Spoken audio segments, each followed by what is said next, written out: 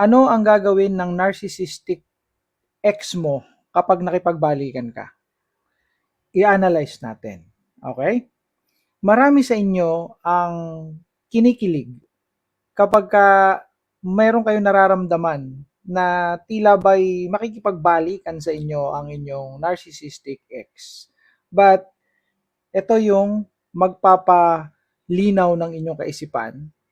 So this is enlightenment. This is what will happen. These are the things that will happen. Una, ilalabam ka na naman. Kagaya ng ginawa sa yung paglalabam nung una kayong nagkakilala, nung kayo ay nagde-date pa. Ganon ang gagawin niya. So, bakit niya gagawin uli yon? Bakit ka uli riregaluhan? Bakit ka uli bibigyan ng bulaklak? Bakit ka uli bibigyan ng chocolate, jewelries, at mga pangakong mapapako? Mga pangakong napako dati ay ngayon ay pinapangako uli. Bakit? False promises, future faking, para ma-regain yung control. Para ikaw ay highly controllable na naman. Madali ka na namang mapaikot. Okay? Let's go to another one.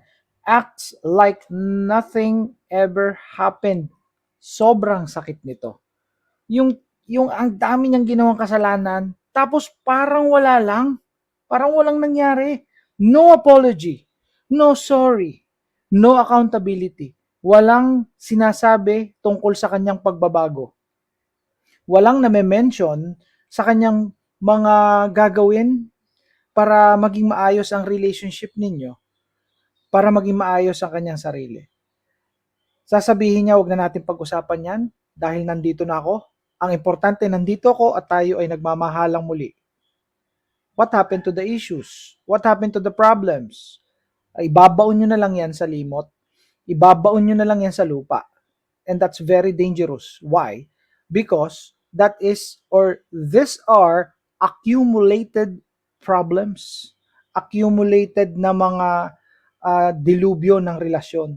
Let's say for example, meron pang nakabinbin na kabit dyan. May kabit pang umaali-aligid dyan, dalawa. What happened to those? No? Ano mangyayari na doon? Mga utang na nagpapahirap sa inyo, ano na mangyayari doon? 'Di ba? What happened? Sa pagsusugal niya, sa pagsasabong niya, no? Sa pagsasangla niya ng bahay at lupa niyo, anong mangyayari doon? Acts, no? Like nothing happened. Ganun ang mangyayari. Meron dito akong na-coach na kung saan umuwi yung asawa niya after 6 months. Nagkakape daw sa sopa nung nakita niya. Nagtimpla ng kape, nakataas ang paa, nanonood ng Netflix, at parang walang nangyari. Kinamusta ang mga anak, kinamusta siya, at tapos na. Ganun na lang yon. So, ganun mangyayari. Another one. Let's go to another one. Promises to change. No? Sasabihin niya magbabago na ako.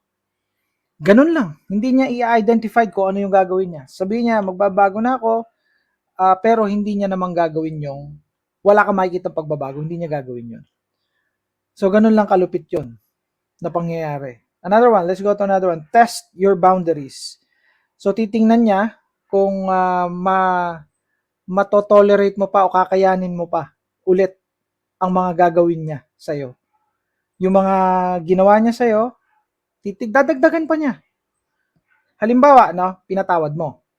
Kunyari lang, let's say, bumalik sa inyo, pinatawad mo, nagyakapan kayo, nagmahalan kayo, nag-sex kayo ng mga ilang araw, sobrang sarap ng inyong sex, talagang para kayong nag-honeymoon ang datingan. Tapos, kinabukasan, nakita mo, no? Nakita mo, may kachat. Tapos, nasilip mo, kachat pala niya yung kabit niya, na naman. 'Di ba? So, what's that? That is testing your boundaries. Tinetesting niya kung papayag ka or matotolerate mo uli yon. Kung babaliwalain mo yon o papatulan mo yon. Kung magre-revolution ka or hindi. So, may mga misis na pinababayaan na lang. And basically, yun yung mga misis na may borderline personality disorder basically. O kaya yung grabe na yung pagka-trauma band niya. Okay, let's go to another one. Blames you for the past problem.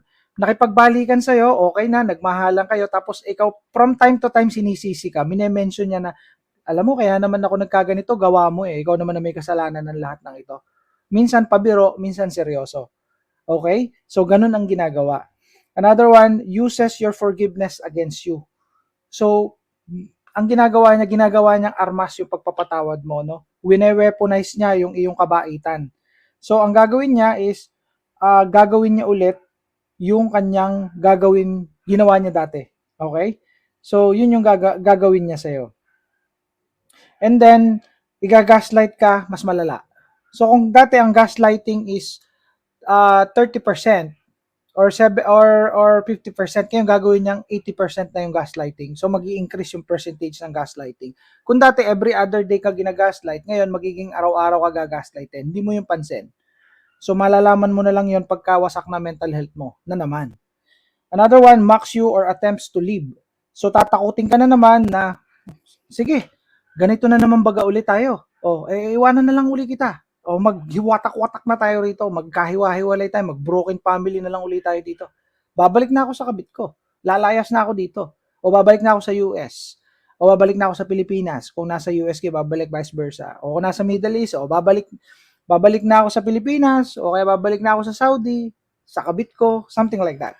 So ganon, tatakutin ka from time to time na siya ay lalayas. Siyempre ikaw matatakot ka, so what happened? Trauma bonded ka na naman, hindi ka na naman papalag. Papayag ka na lang. So, all in all, what happened to you? Magi-increase yung iyong trauma bonding. Keeps you trauma bonded. Trauma bonded ka, ibig sabihin, nakadikit ka na naman sa kanya dahil sa traumang ibinigay niya sa'yo. Nakatali ka na naman sa kanya, nakakadena ka na naman. So, this is cycle ng affection at cruelty. So, ibig sabihin, hot and cold treatment. Wawalang hiing ka, tas mamahalin ka, hihingi ng tawad kuno na fake, and then wawalang hiing ka nang wawalang hiing. Ang masama nito ganito, more than 80% ang suffering mo, tapos less than 20% lamang ang iyong happiness or ang iyong satisfaction, or hindi ko masabing satisfaction, hindi ko rin masabing happiness sabihin nating relief or pampalubag loob lamang.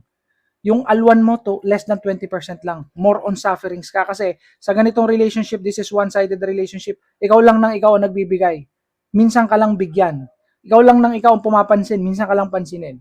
You see, that's what we call trauma bonding. So yun ang tawag doon ng mga psychologists is intermittent reinforcement, and that will strengthen the trauma bond that you're experiencing right now. So this is cycle, para ka nakasakay dito sa dilubyong tubibo. Pag ganun-ganun lang kayo na wala na kayong kinahinatnan, kung hindi kaguluhan at suffering, wasak ang mental health mo ang ending nito. See you in the next content. Bye for now.